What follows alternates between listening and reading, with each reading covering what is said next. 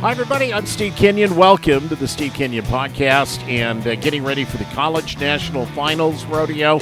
I am so thrilled. Corey Keith and I will be behind the microphone this year at the CNFR, our first opportunity to announce the College National Finals, Casper, Wyoming, June 15th through the 21st. In just a moment, we'll talk to Jim Dewey Brown, who is the commissioner of the National Intercollegiate Rodeo Association. We're coming to you today from my very first PRCA rodeo, the Eastern Oregon Livestock Show in Union, Oregon. This is my 31st year of announcing the rodeo in Union. I'm so thrilled to have a chance to be a part of it.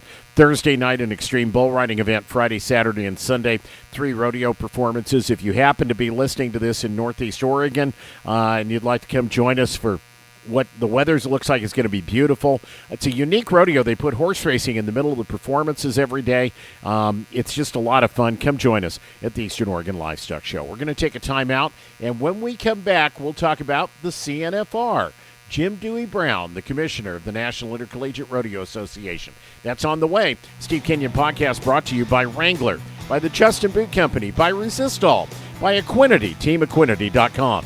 M2 Ranch Jerky, and the Cubit Hay Company. Thanks to the Gooding Pro Rodeo in Gooding, Idaho, to Next Gen Rodeo, and to the Cowboy Channel, of course, to the Grandview at Las Vegas. We'll be right back with Jim Dewey Brown, the Commissioner of the National Intercollegiate Rodeo Association.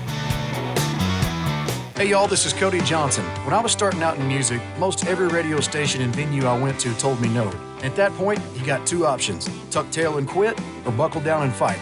Well, I'm a fighter, not a quitter. And that's why I wear Wrangler jeans and shirts. Their toughness and style are legendary. They're an iconic symbol of the West, and there's no quit in them either. Life's not about the destination. It's about the journey. And if I'm going to enjoy the ride, I'm riding in Wrangler. Wrangler, long live cowboys. There's no pretending to being a cowboy. Either you are or you aren't. Which is why everything we do as a company improves or preserves this way of life. The romance, the honesty, the toughness, the craft. More cowboys, please. America could use them. Resistol. We live it every day. Coming up in a couple of weeks, the National Intercollegiate Finals Rodeo, the College National Finals, the championship event of the National Intercollegiate Rodeo Association. I could not be more thrilled. I'm just going to brag right up front. I get to announce the rodeo along with Corey Keith. Jim Dewey Brown is the commissioner of the NIRA. Jim Dewey, number 1, thanks for the opportunity. Number 2, thanks for your time. Welcome. It's nice to have you. What happens over the next couple of weeks in your life as we get ready for the CNFR? Well, my life has been really, really busy the last couple of weeks. Where I've got, CNFR coming up here pretty quick. I've also got World's Oldest Rodeo. I got a week in between. And so we'll have the Prescott Frontier Days, World's Oldest Rodeo right after it. Wow. But CNFR, yeah. So I leave next Thursday. So that'd be the 5th, and head to Casper, Wyoming.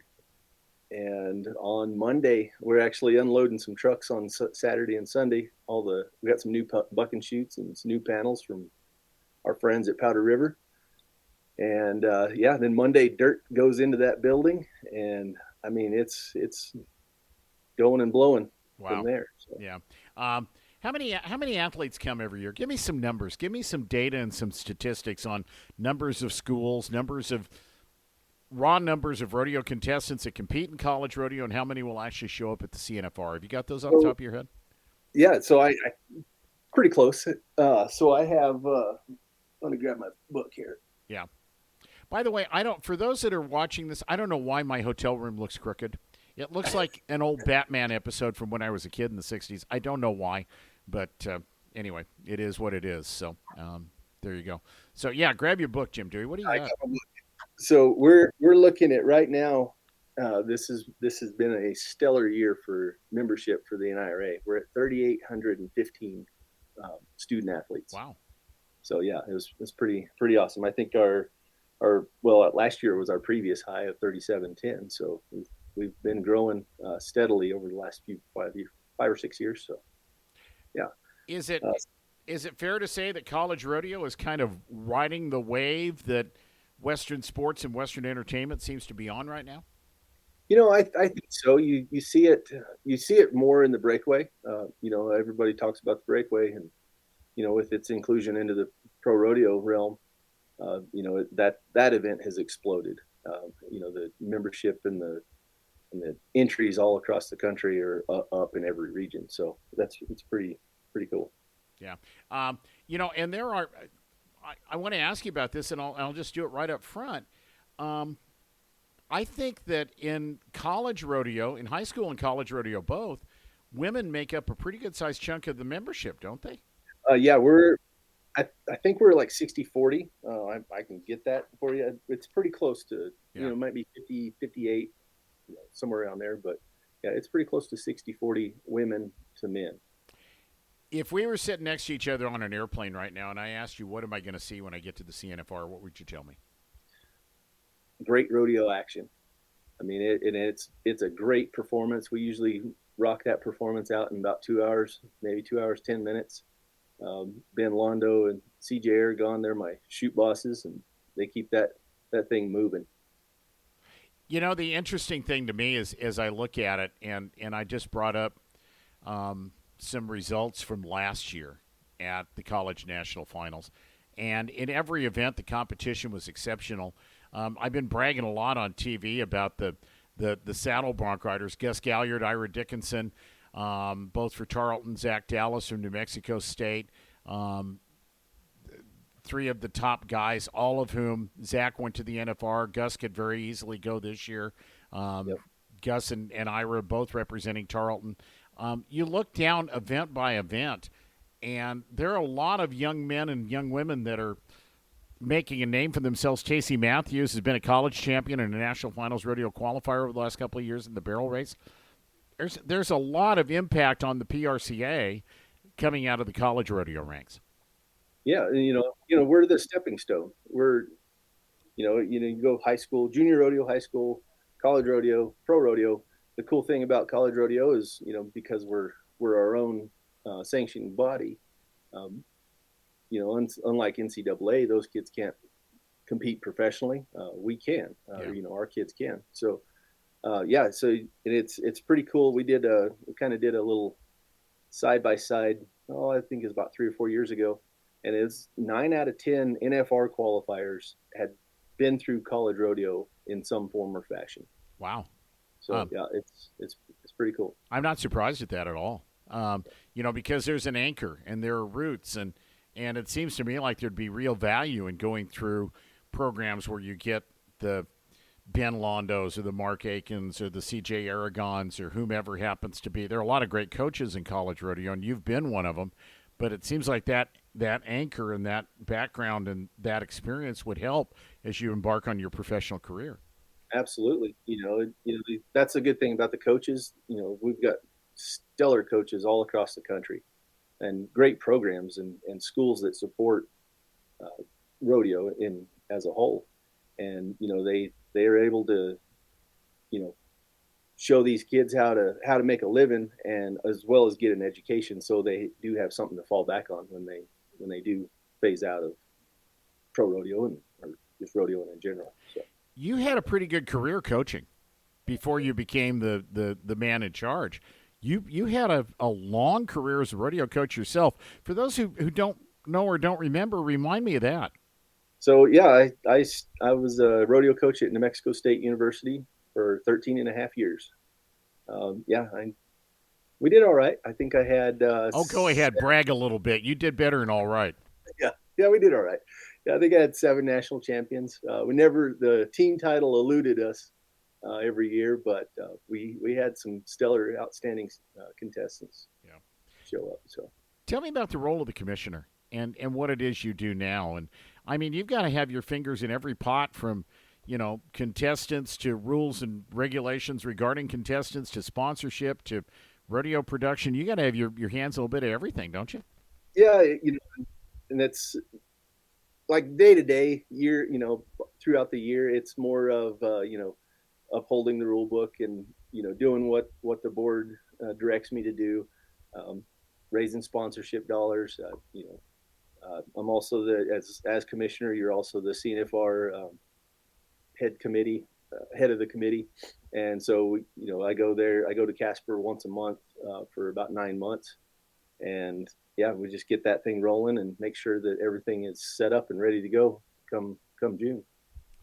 Casper has been home for 20 plus years now, and it's kind of like I in the PRCA we talk about I got to get to Las Vegas.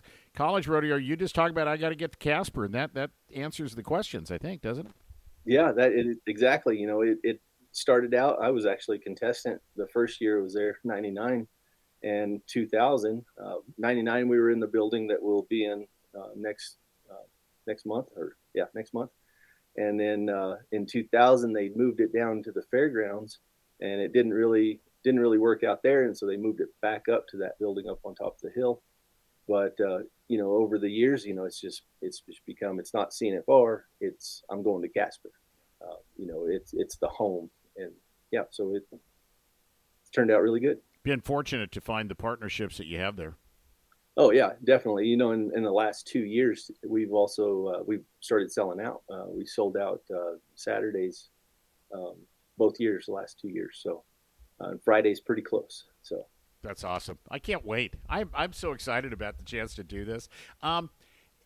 You've got to look at your student athletes. I'm just kind of bouncing around names in my mind. I mentioned Gus Galliard, for example, who's number one right now in the rookie race and knocking on the door to go to the NFR.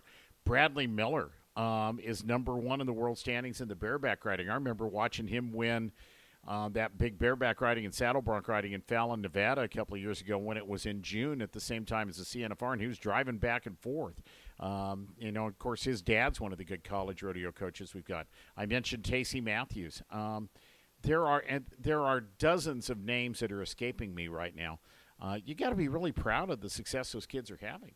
Yeah, absolutely. And as commissioner, you kind of got to kind of put your blinders on and not really have a favorite.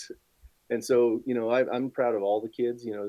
They're working hard on their degrees and working towards getting those degrees, and but they're kicking butt in the arena, and we like to see that. So yeah. Tell me about the role of a coach, and has it changed at all since you were coaching in New Mexico? Have they? I talked to Mark Aiken on TV the other day from Tarleton State, and Tarleton has an athletic training facility for its rodeo team that a lot of colleges would probably be, like to emulate if they could. Tell me about the roles of coaches and how that has evolved through the years.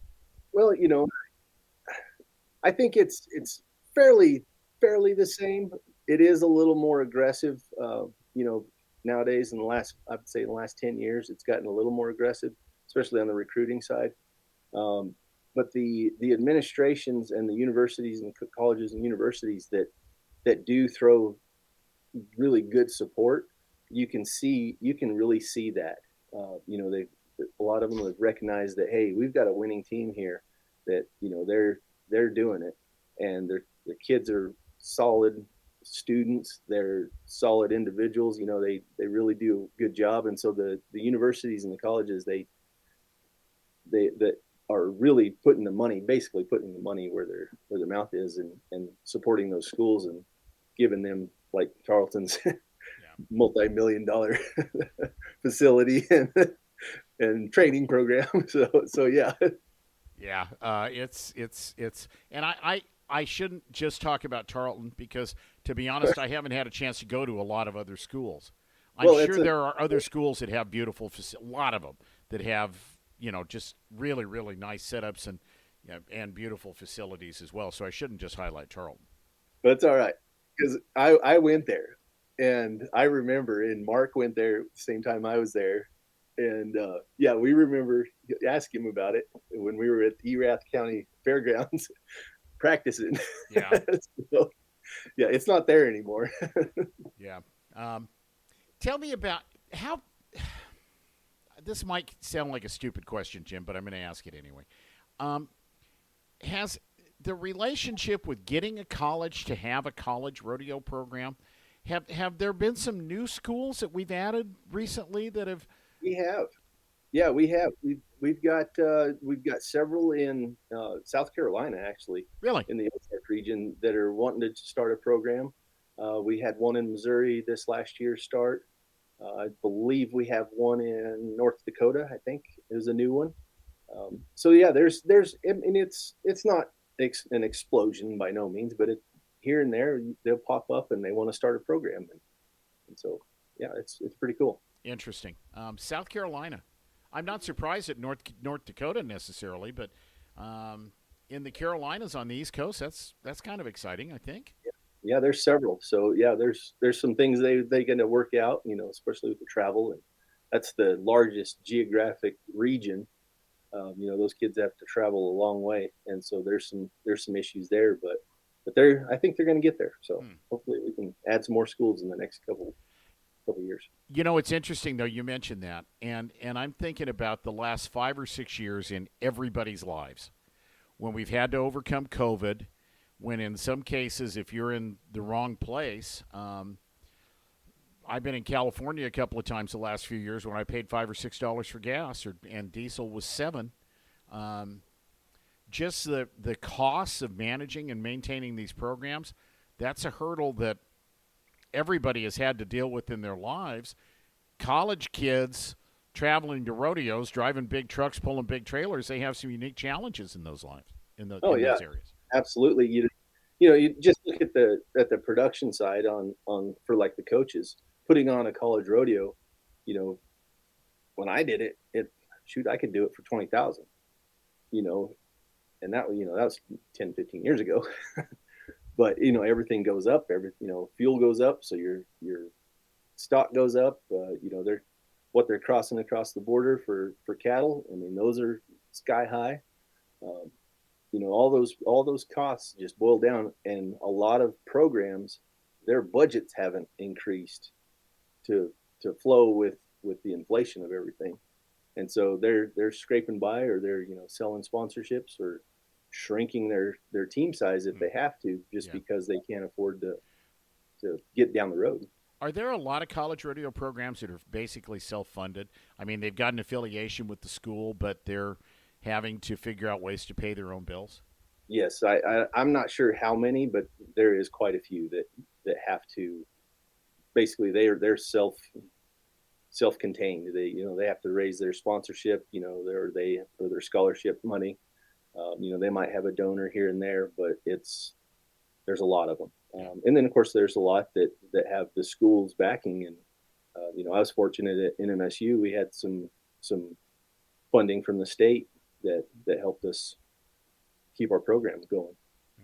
Tell me about livestock, because you obviously can't put on a rodeo without bucking horses and bulls and calves and steers. And at a national championship event, you want the best that you can get there. How do we handle that? How many contractors are coming? Talk about that. Oh, shoot. This year is going to be kind of funny and weird just because of the way the dates fell. But, Kirsten Bold is our primary contractor, and she subs out to several others. And I couldn't give you the list. I mean, but there's probably going to be 8 different contractors there with between bulls and broncs, and, different days will have different horses. And so, yeah, it'll be good. And then, of course, you got the timed event side. I've got one, Jet Murphy's the contract on the cattle, but he's, he pieces it together from all these other contractors. So yeah, it'll work. It takes a lot of animals to put together one of these things. Yeah, absolutely. Yeah, I was looking up for your CNFR numbers. We got tentatively, still got to check eligibility. We got 36 barebacks, 35 bull riders, 40 bronc riders, 54 goat tires, 43 steer wrestlers, 47 team roping teams, 48 tie down, and 46 barrels, and 62 breakaway ropers. Wow, that's interesting.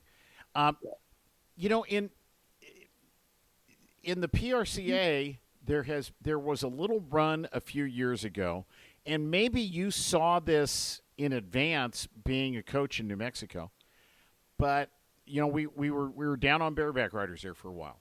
Now those numbers are starting to come up. You actually said there's 36 bareback riders and 35 saddle bronc riders? 36 bears, 35 bull riders, and 40 bronc riders. Or 35 bull riders. Do you kind of see Do you see those trends a little bit? Do you see those numbers coming up or down? It's kind of peaks and valleys, and they're all three of those events aren't aligned. It's like bareback riding is getting popular, and there's a lot of young blood coming in, and if you want to mention him, go for it. The Steiner boy, he's kind of made it a little popular, and you've got really good coaches out there that are bareback riders that really help these kids along, and so we're seeing a little bit of an increase there, not much. And then of course, the bull riding, it kind of fluctuates, just kind of depends. And the bronc riding, it kind of holds steady, but it's been down for the last probably 10 years or so in some regions. But I think it's coming up. So you've got some pretty good bareback riders that are coaches, don't you? Jeff Collins, he's a world champion. Yep, Jeff Collins he's great. So, and I think I'm drawing a blank now. CSI coach, he's up there. Kelly Wardell. Yeah, that one. Yeah. And let's see. I think Ford is an assistant somewhere. Yeah. So I'm not sure. So. Yeah, it's got to be tough to keep track of all of them. I mean, there's no way in the world that you can remember everybody at every school. That's for darn sure. Yeah, I got to see their face. I'm terrible with names. Yeah, I may or may not have the same problem. College National Finals Rodeo is June 15th through the 21st. Why does having the CNFR in Casper, Wyoming, matter so much to the folks in Casper? Well, it's their premier event. You think of the economic impact, and just the event itself being there for 26 years. The community's grown to love it. It's their event. So we really look forward to going up there. And of course, the weather's always. Let me back up. The weather's nice usually. Usually, I've been there in a snowstorm. I've been there in a rainstorm. I've been in a tornado. Well, and 100-mile-an-hour wind. God bless the state of Wyoming. You can get them all in one day, can't you? All in one day. Yeah.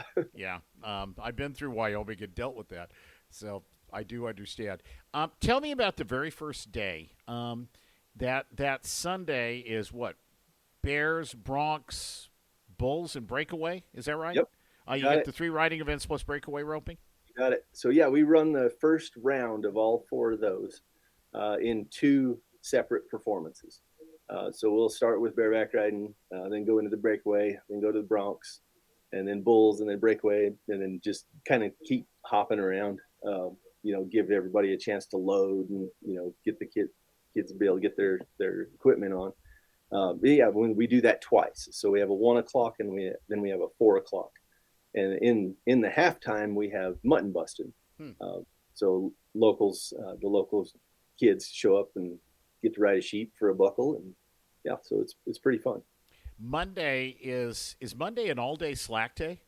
Monday and Tuesday are slack, and so Monday we start slack at 7 a.m.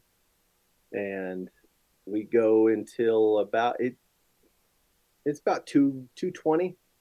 It's full day. So, and then we do it again on Tuesday, and so that'll be the first round of all of the other events, and then half of the second round for the ones that went on Sunday. Right. And then Tuesday will be the second round of all the other events, and then that'll be the other half of the ones that went on Sunday.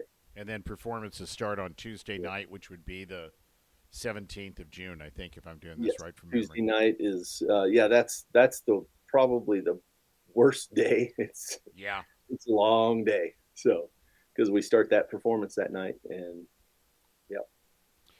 tell me about what college rodeo has meant to young men and women, and I don't know how you quantify this specifically, but there are a lot of kids getting an education thanks to college rodeo. There are a lot of scholarship opportunities. I know there are some special scholarships and memorial things that Susan Canode is really involved with that you hand out during the time at the CNFR, but this has opened the doors for a lot of young men and women, even if they don't go on and have a career and become a world champion bucking horse rider or rope or whatever, right. to go to school. Yeah, it's an opportunity to, basically get your schooling paid for, and and get to do what you love and continue that process to go pro. And shoot, I wouldn't be where I am today without College Rodeo. I owe everything to College Rodeo. I wouldn't have gone to school. Yeah. My dad would have had me out on the range fixing fins. So yeah, and I got a rodeo scholarship, and kind of the rest is history. So yep. So you go straight from the CNFR to producing the world's oldest rodeo in Prescott, Arizona. Is that what I'm seeing behind you? That's what you're seeing behind me. So yeah, we start Monday on the 30th of June, and we go 8 performances. We end on Sunday, and yeah, so I've got about 5 days from when I land to when we start to really put in the final touches. I got a really good team here, so I'm able to leave for several weeks. I'm visualizing March, April, May, getting everything organized for both events, so that you really just have to, when you get to Casper, it's kind of plug and play. It can't be totally that. And then the same thing when you get back from Casper and you get ready for Prescott. Yeah, it's just going and blowing. Not really, you sleep when you're dead, right? Yeah, no, exactly. I had a chance to go to Prescott one time when J.C. Trujillo was still in your position. And years ago, the PRCA did some online television. I had a chance to go to Prescott and do the TV broadcast one year, and loved the rodeo. What a beautiful place.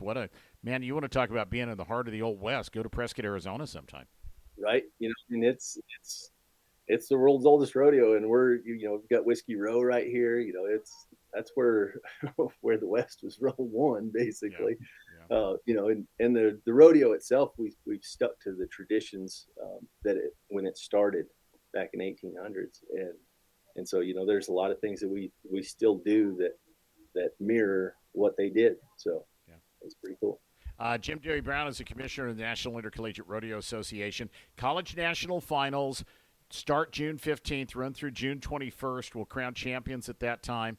And it's an interesting time to be involved in rodeo, because that has become, with the Snake River Stampede moving to the dates that they moved to, with the rodeo in Elko, Nevada, moving to that same weekend, with the Reno Rodeo just getting started at the tail end of the CNFR, that has become boy, you want to talk about just piling on great events on top of great events at that time of year.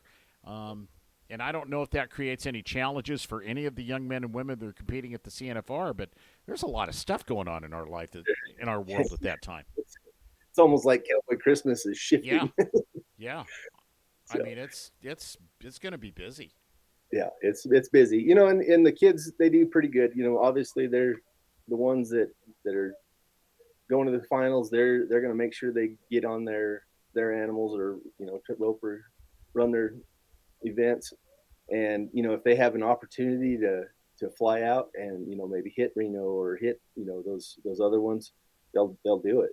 And we welcome it. It's always good to see our kids do well. Awesome. Jim Dewey Brown, I appreciate your time. You bet. Thank you. We will see you on Saturday, June the 14th, when I come flying into Casper, Wyoming, and I'm looking forward to spending a week with you. And I know I speak for my friend Corey Keith, too. Thank you so much for the opportunity. We'll talk a lot about the CNFR over the next couple of weeks. Oh, man, we're excited to have you both, so we welcome you. Thanks, Jim. Yeah, thank you. That's Jim Dewey Brown, the commissioner of the National Intercollegiate Rodeo Association. The Steve Kenyon Podcast is sponsored by Wrangler, Long Live Cowboys, by the Justin Boot Company, by Resistol, proud sponsors of the Resistol Rookie of the Year Award, by Equinity, it's all about the horse, teamequinity.com, M2 Ranch Jerky, true traditional cowboy jerky, m2-ranch.com, Cubit Hay Company, online at cubithay.com. Thank you to the folks at Next Gen Rodeo, to the folks at the Cowboy Channel, and to the folks at Rodeo Life Magazine for helping to make this all possible. We'll do it again next week. Coming to you from the Eastern Oregon Livestock Show in Union, Oregon. Come join us. The month of June every year is home to the Eastern Oregon Livestock Show. You can find out more at easternoregonlivestockshow.com. Please like and subscribe to our social media sites. I'm Steve Kenyon. God bless everybody. This is the Steve Kenyon Podcast.